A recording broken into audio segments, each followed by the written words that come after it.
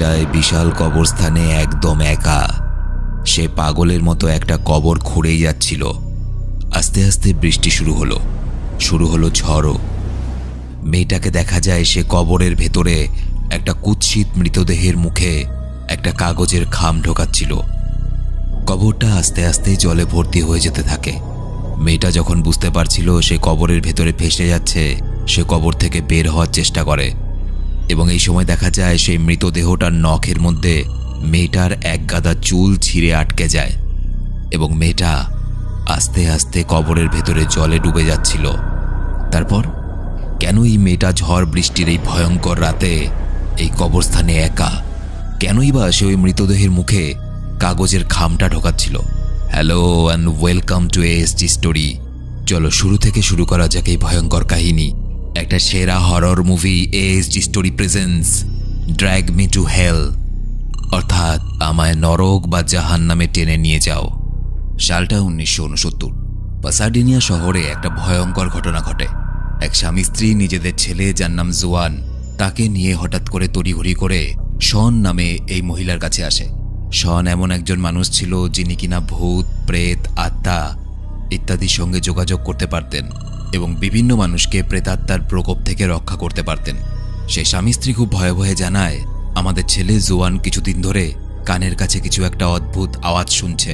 আসলে সে একটা গাড়ি থেকে রূপার একটা হার চুরি করেছিল, যদিও পরে সে সেই হারের মালিককে সেই হারটা ফিরিয়ে দিতে চেয়েছিল। কিন্তু অবাক ব্যাপার, যার কাছ থেকে সে হারটা চুরি করেছিল সেই হারের মালিক সেই হারটা ফেরত নিতে চায়নি এবং তারপর থেকেই জোয়ানের এই অবস্থা। স্যান তাদেরকে বাড়ির ভেতরে নিয়ে আসে তাড়াতাড়ি, কিন্তু হঠাৎ করে জোয়ান কিছু ভয়ঙ্কর দৃশ্য এবং আওয়াজ শুনতে পাচ্ছিল। স্যান খুব ভালো করে বুঝতে পারে কোনো একটা শক্তিশালী প্রেতাত্মা এই ছেলেটার ক্ষতি করতে চাইছে। স্যান কিছু মন্ত্র পড়ে, কিন্তু দেখা যায় কোনো একটা অদৃশ্য শক্তি প্রথমে ওপরতলা থেকে নিচের তলার ফ্লোরের মধ্যে জোয়ানকে ফেলে দেয় এবং তারপর দেখা যায় সবথেকে অবাক ভয়ানক ব্যাপার, সেই ফ্লোর ভেদ করে কোনো একটা শক্তি যেন সেই ছেলেটাকে টেনে নিয়ে গেল এবং যে জায়গায় টেনে নিয়ে গেল সেই জায়গাটাতে আগুন জ্বলছিল। দেখতে অনেকটা নরক বা জাহান্নামের মতো। ফিরে আসছে রোমহর্ষক মুভির কাহিনীতে। তার আগে একটা ছোট্ট অ্যাড। IPL শুরু হতে আর কয়েক সপ্তাহ বাকি। এই সিজনে সবথেকে বেশি মুনাফার জন্য আপনার গেম ব্যালেন্স সংগ্রহ করতে হবে WPL এর ম্যাচগুলো থেকে। আর এই জন্য ইন্টারন্যাশনাল লাইসেন্স পাওয়া 1x অ্যাপ সবথেকে বেশি সুবিধাজনক গেম ইন্টারফেস বা উইথড্রল বা ফান্ডের দিক থেকে। এখানে আপনি স্কোর প্রেডিক্ট করে টাকা জিততে পারেন আমার প্রোমো কোড ASD1X ইউজ করে রেজিস্ট্রেশন করতে পারেন আর পেয়ে যেতে পারেন 66,000 টাকা। পিন কমেন্টে কোড আর লিঙ্ক দেওয়া আছে। সব সাইট বা অ্যাপে টাকা লাগানোর আগে একবার ভেবে নেবেন, কারণ এগুলো ঝুঁকিপূর্ণ হতে পারে। সবাই অসহায় হয়ে ভয়ঙ্কর দৃশ্যটা দেখতে থাকে। সে স্বামী স্ত্রী ভাবতেও পারছিল না তাদের ছেলেকে এইভাবে হারিয়ে ফেলবে। স্যানকে দেখা যায় সে প্রতিজ্ঞা করে, যে বা যেই শক্তি এই ছেলেটাকে ওইভাবে নিয়ে চলে গেল আমি তাকে কখনো ছাড়ব না। যদি কোনোদিন সুযোগ পাই তাহলে এর বদলা আমি অবশ্যই নেব। দৃশ্য পাল্টায়। বর্তমান সময়ের লস অ্যাঞ্জেলেস দেখানো হয়। ক্রিশ্চিন এই মেয়েটার নাম।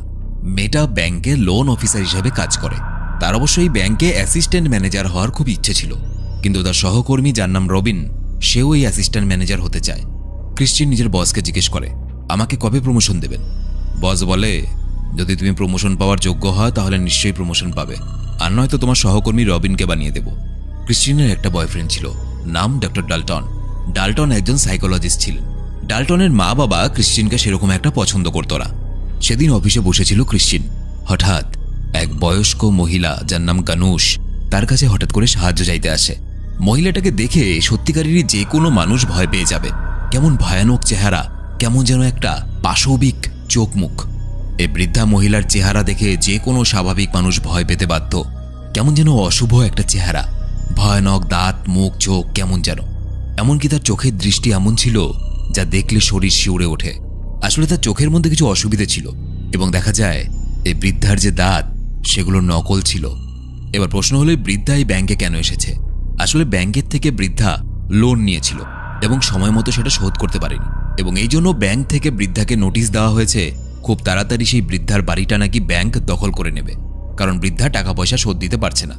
বৃদ্ধা ক্রিশ্চিনের কাছে অনুরোধ করে। সে বলে, দয়া করে আমার বাড়িটা দখল নিও না, আমার শেষ সম্বল বলতে ওই বাড়িটাই আছে, আমাকে আর কয়েকটা দিন সময় দাও। ক্রিশ্চিন তাকে বারবার বোঝানোর চেষ্টা করে যে এটা আমার ডিসিশন নয়, ব্যাংক থেকে আপনাকে নোটিশ পাঠানো হয়েছে।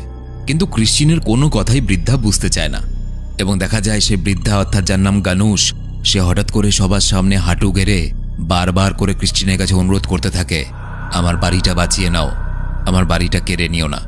ক্রিস্টিন বেগতিক দেখে সিকিউরিটি গার্ডকে ডাকে এবং বৃদ্ধাকে দেখা যায় সিকিউরিটি গার্ডকে ডাকা বৃদ্ধা প্রচণ্ড রেগে যায় এবং ক্রিস্টিনের ওপরে আক্রমণ করে বসে। সেই মুহূর্তে সিকিউরিটি গার্ড তাকে ধরে ব্যাংক থেকে বের করে দেয়।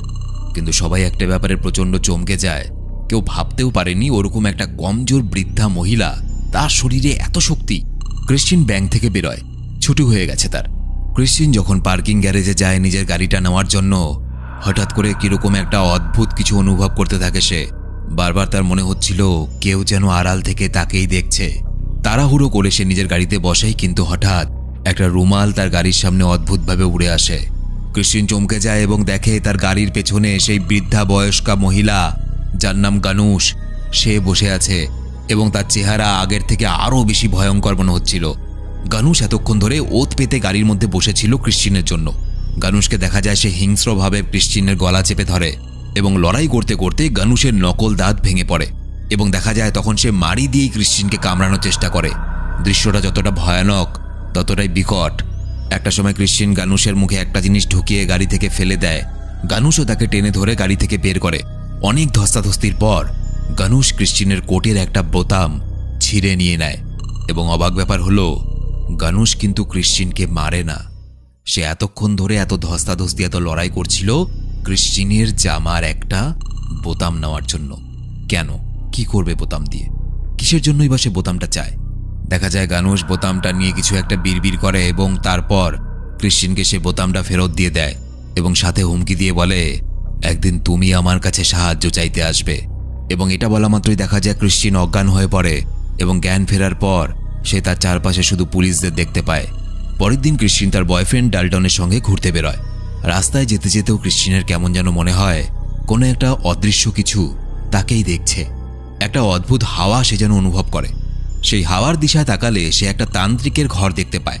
ক্রিস্টিন কিছুটা সন্দেহবশত সেখানে যায়। দেখা যায় ভেতরে অনেক ঠাকুরের ছবি এবং বানরের মাথা রাখা আছে। ইনি হলেন একজন তান্ত্রিক। তান্ত্রিকের নাম রাহমজাস। ক্রিস্টিন কিছুটা সাহায্য পাওয়ার জন্য সেই তান্ত্রিককে নিজের সমস্যা খুলে বলে যে কাল আমার সাথে এই হয়েছিল এবং আজ যখন আমি রাস্তায় বেরিয়েছি আমার কেন জানি না বারবার মনে হচ্ছে কেউ আমাকে পেছন থেকে দেখছে।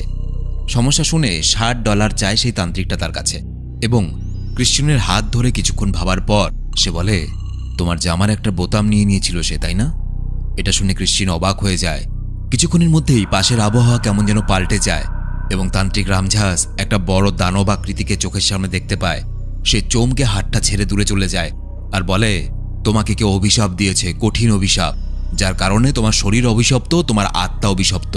তোমার ওপরে এক অশুভ আত্মা, বলা ভালো এক ভয়ঙ্কর প্রতিশোধী আত্মা ভর করেছে। তুমি এখান থেকে তাড়াতাড়ি চলে যাও, আমি তোমার কোনো সাহায্য করতে পারবো না। এই প্রেতাত্মা প্রচণ্ড শক্তিশালী। ক্রিস্টিন এবং ডাল্টন বাড়ি ফেরার সময় ডাল্টন তাকে বলে, এই ধরনের বুজরুকি, এই ধরনের লোক ঠাকানো মানুষগুলোর কাছে না গেলেই নয়। কোনো প্রেতাত্মা আত্মা এইসব কিছু হয় না, তোমার কোনো মানসিক সমস্যা হচ্ছে হয়তো। ক্রিস্টিন নিজের ঘরে ফিরে কাজ করতে শুরু করে। সে আবার একটা অদ্ভুত আওয়াজ শুনতে পায় এবং সেই চেনা হাওয়ার স্পর্শ অনুভব করে। হঠাৎ করে এই ঘরের মধ্যে প্রচণ্ড জোরে হাওয়া চলতে শুরু করে এবং ঘরের জিনিসপত্র এদিক ওদিকে ছিটিয়ে যায়। ক্রিস্টিন মারাত্মক ভয় পেয়ে যায় এবং হঠাৎ দেওয়ালে একটা অদ্ভুত ছায়া লক্ষ্য করে সে। ছায়াটা দেখতে দানবের মতো, যেটা ক্রিস্টিনের দিকে এগিয়ে আসে একটু একটু করে। হঠাৎই ক্রিস্টিন সেই হাওয়ার ধাক্কায় ছিটকে পড়ে এবং প্রচণ্ড জোরে ব্যথা পায়। আর কিছু হওয়ার আগেই ডাল্টন সেখানে পৌঁছে যায়। ডাল্টন বলে, আমার মনে হয় ওই বৃদ্ধার সঙ্গে তোমার ওই ঘটনার পর তুমি মানসিক দিক থেকে অনেকটা ভেঙে পড়েছো এবং এই জন্য তুমি ভয়ঙ্কর জিনিসকে কল্পনা করছো বা হ্যালুসিনেট করছো। সেদিন রাতটা ছিল একটা অভিশপ্ত রাত। যাতে ক্রিস্টিন ভয় না পায় সেজন্য ডাল্টন সেদিন ক্রিস্টিনের বাড়িতেই থেকে যায়। দুজন পাশাপাশি ঘুমিয়ে পড়ে। ঘড়িতে তখন রাত 3টে, বড়ই অশুভ সময়।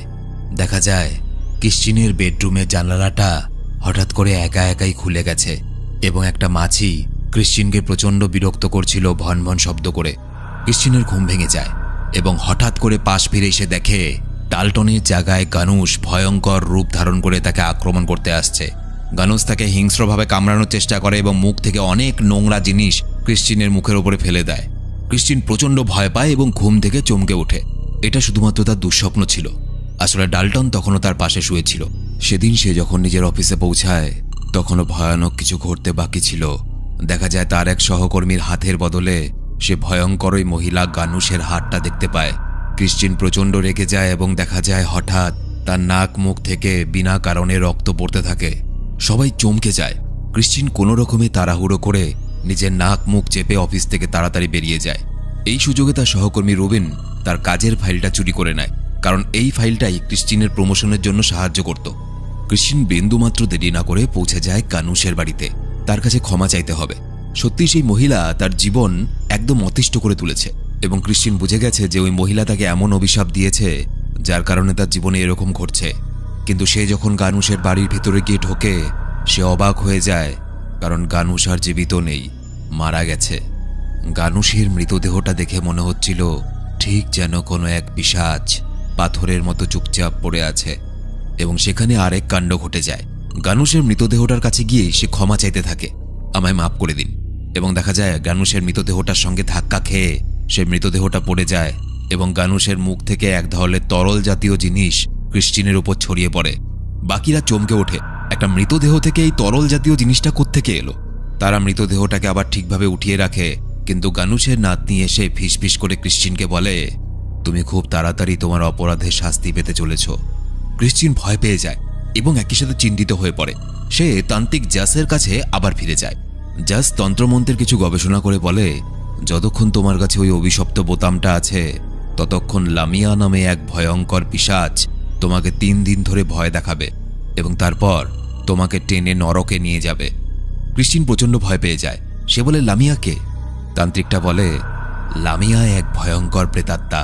খুব সম্ভবত গানুশ এমন কিছু তন্ত্রমন্ত্র করে গেছিল জীবিত অবস্থায়, যার ফলে লামিয়ার নজর তোমার দিকে পড়েছে।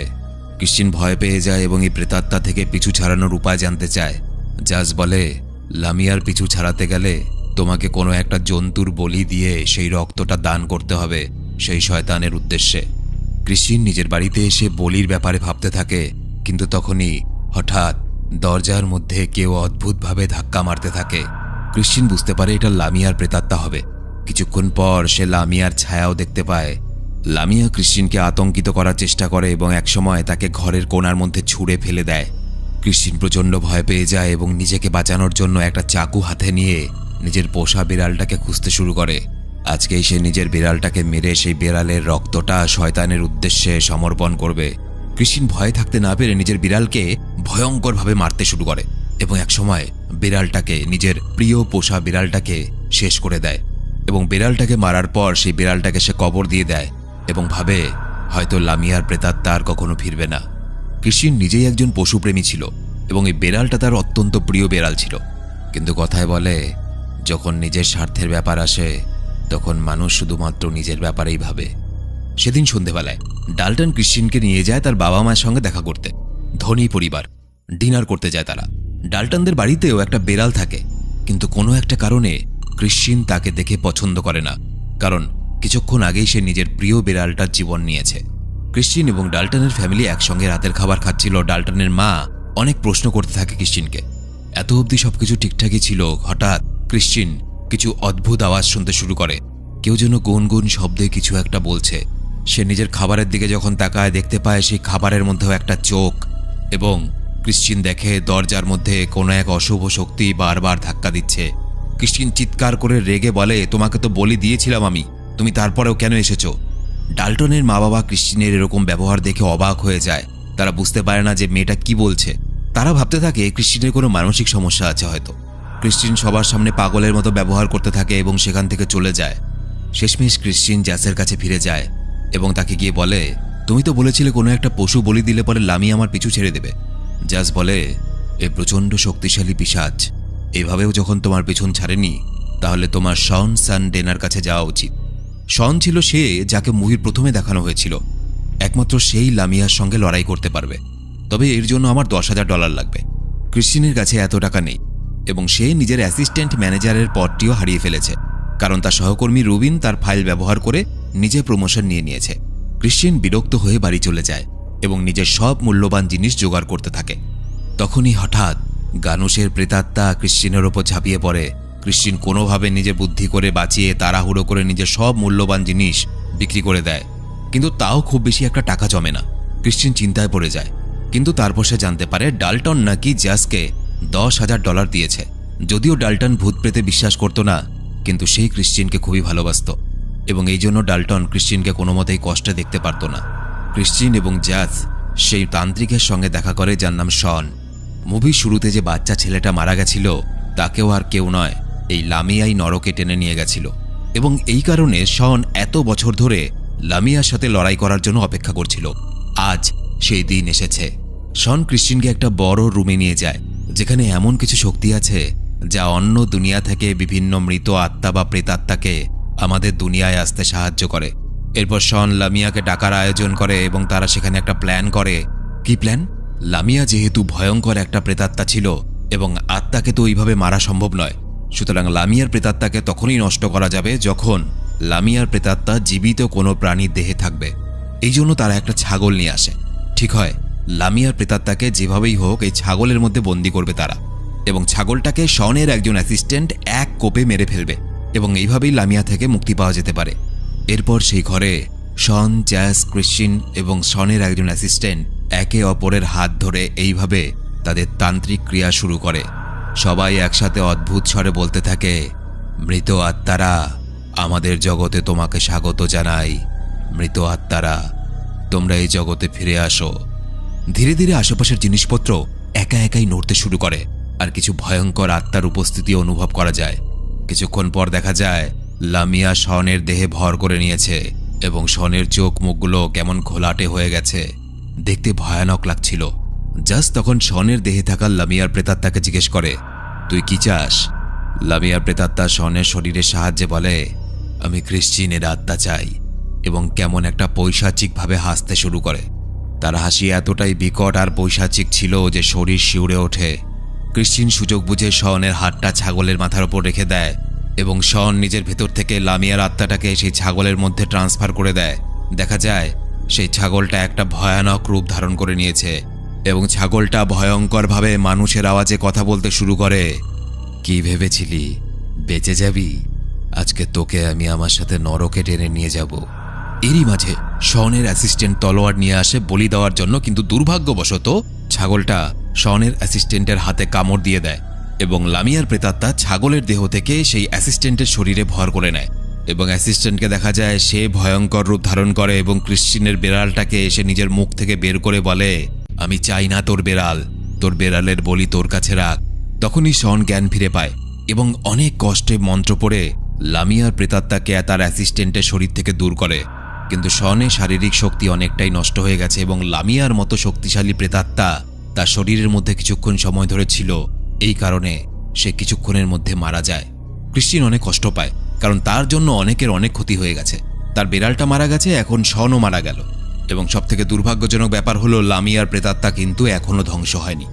শন মারা যাওয়ার পরে জ্যাস ক্রিশ্চিয়ানকে বলে, এখন এই অভিশাপ থেকে মুক্তি পাওয়ার একটাই উপায়, তুমি তোমার এই অভিশপ্ত বোতামটা কাউকে দিয়ে দাও। তবে হ্যাঁ, এমনভাবে দিতে হবে যাতে সেটা উপহারের মতো হয়। কিন্তু মনে রেখো, তুমি তোমার এই বোতামটা যাকে উপহার হিসাবে দেবে, লামিয়ার প্রেতাত্মা কিন্তু তার পেছনেই পড়ে যাবে এবং তাকে নরকে টেনে নিয়ে যাবে। এরপর জ্যাস একটা খামে করে বোতামটা ক্রিশ্চিয়ানকে দিয়ে দেয় আর বলে, তোমার কাছে শুধুমাত্র একটাই রাত আছে। ঠিক কাল লামিয়া তোমাকে নিতে আসবে এবং তোমাকে টেনে নিয়ে যাবে নরকে। ক্রিশ্চিয়ানের কাছে শুধুমাত্র আজকের রাতটাই আছে। ক্রিশ্চিয়ান ডাল্টনের সঙ্গে গাড়িতে করে নিজের বাড়িতে ফেরে এবং গাড়িতে সে ডাল্টনকে মিথ্যে কথা বলে। সে বলে, আমার উপরে যে অভিশাপ ছিল সেটা শেষ হয়ে গেছে। ডাল্টন এটা শুনে খুশি হয়, কিন্তু হঠাৎই দেখা যায় একটা লোক রাস্তার মাঝখানে চলে আসে। ডাল্টন ভয়ে প্রচণ্ড জোরে ব্রেক মারে এবং এই কারণে ক্রিশ্চিয়ানের অভিশপ্ত বোতাম যে খামটাতে রাখা ছিল সেই খামটা ডাল্টনের অন্যান্য কাগজপত্রের সঙ্গে মিশে যায়। ক্রিশ্চিয়ান প্রচণ্ড ভয় পেয়ে যায়, কিন্তু একটু খোঁজার পর সেই খামটা সে ফিরে পায়। ডাল্টন তাকে বাড়ি ছেড়ে সেখান থেকে চলে যায়, কিন্তু ক্রিশ্চিয়ান বাড়িতে না ঢুকে চলে যায় একটা রেস্টুরেন্টে। সেই বোতামটা উপহার দেওয়ার জন্য সে একটা উপযুক্ত মানুষকে খুঁজছিল, কিন্তু সে রেস্টুরেন্টে সে যাকেই দেখছিল তাকে দেখেই তার মনে হচ্ছিল মানুষগুলো তো ভালোই আছে, কেন তাদের জীবনটা নরক করে দেব আমি। তার বারবার মনে হচ্ছিল নিজের স্বার্থের জন্য অন্য কোনো মানুষকে বিপদের মুখে ঠেলে দেওয়া, বলা ভালো মৃত্যুর মুখে ঠেলে দেওয়া সবথেকে বড় পাপ হবে। এবং শেষ পর্যন্ত ক্রিশ্চিয়ান ভাবতে থাকে, এমন কে আছে আমার লাইফে যে আমার ক্ষতি করার চেষ্টা করেছিল, কেননা উপহারটা তাকেই দিই। হঠাৎই তার নাম মনে পড়ে রবিনের কথা। রবিন তো তার ফাইলটা চুরি করেছিল সে রবিনকে ফোন করে এবং ব্ল্যাকমেল করে। সে বলে, তুমি তাড়াতাড়ি রেস্টুরেন্টে চলে এসো, নয়তো তুমি যে আমার ফাইলটা চুরি করেছো এই কথা আমি বসকে বলে দেব।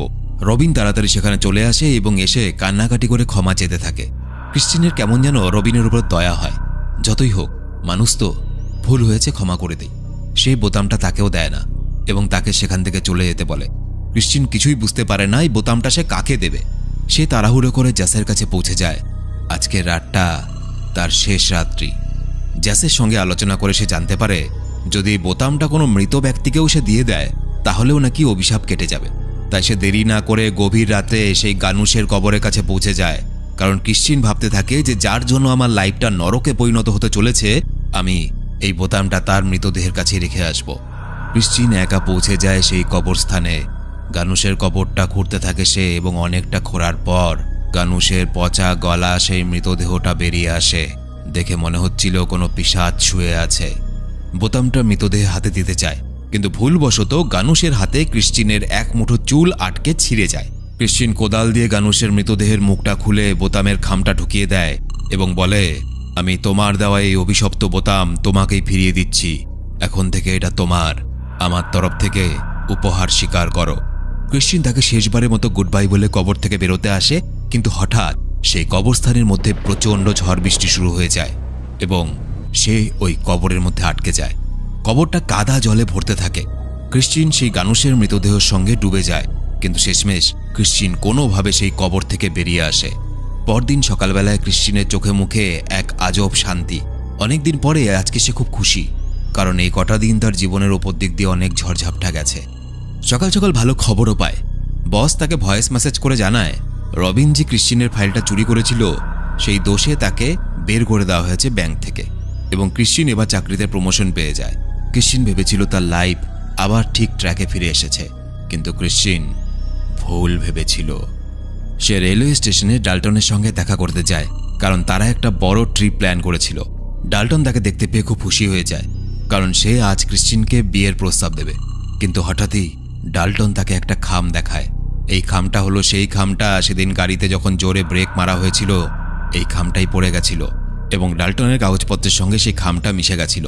এবং সেদিন ক্রিস্টিন যে খোঁজাখুঁজির পরে খামটা পেয়েছিল সেই খামটা ওই খামটা ছিল না যেটার মধ্যে বোতাম ছিল।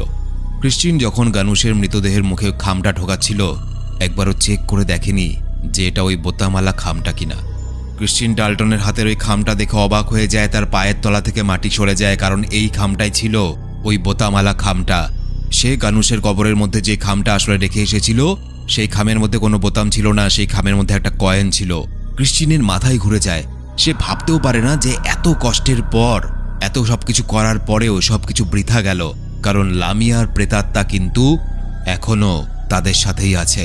ক্রিস্টিনের কাছে আর সময় ছিল না। সে বুঝতে পারে লামিয়া এবার হয়তো তাকে নিতে আসছে। সেই প্রাণ ভয়ে দিকবিদিক জ্ঞানশূন্য হয়ে যায় এবং পা ফসকে রেল লাইনের মধ্যে পড়ে যায়। ডাল্টন এটা দেখে ভয় পেয়ে যায়, কারণ সেই রেল লাইন দিয়ে ট্রেন ছুটে আসছিল। ডাল্টন তাকে বাঁচানোর চেষ্টা করতে যায়, কিন্তু দেখা যায় রেল লাইনের মাটি ভেদ করে নিচের থেকে অনেকগুলো ভয়ঙ্কর হাত বেরিয়ে এসেছে। ক্রিস্টিনকে টানতে থাকে তারা। ক্রিস্টিন সাহায্য চাওয়ার জন্য চিৎকার করতে থাকে, কিন্তু কিছুক্ষণের মধ্যেই ক্রিস্টিনকে সেই হাতগুলো টেনে নিয়ে নরকে চলে যায়। মুহূর্তের মধ্যেই অসম্ভব ঘটনা দেখে ডাল্টন হতভম্ব হয়ে যায়, কিন্তু দেখা যায় ডাল্টনের হাতে কিন্তু তখন সেই বোতামটা ধরা। অর্থাৎ এরপর ডাল্টনের পালা। অভিশাপ ছিল এবং অভিশাপ এখনও আছে ওই বোতামটার মধ্যে। আর মুভিটা এখানেই শেষ হয়ে যায়। ভিডিও ভালো লেগে থাকলে শুধুমাত্র একটা লাইক করে বন্ধুদেরকে শেয়ার করে দিও। তোমরা আমার সাথে কথা বলতে পারো সরাসরি। ফেসবুক, ইনস্টাগ্রামের লিঙ্ক এই ভিডিওর নিচের ডেসক্রিপশনে দেওয়া আছে। আর হ্যাঁ, আজকে রাতের বেলা যখন ঘুমোবে, ঘুম ভাঙার পরে পাশ ফিরে চেও না। হয়তো তোমার পাশে শুয়ে কোনো এক পিশাচ তোমাকেই দেখছে। দেখা হচ্ছে পরে ভিডিওতে। ততদিন সবাই ভয় পেয়ে থাকো। যাই কোনো বৃদ্ধা মহিলাকে দেখতে পেলে কিছু হেল্প টেল্প করে আসি।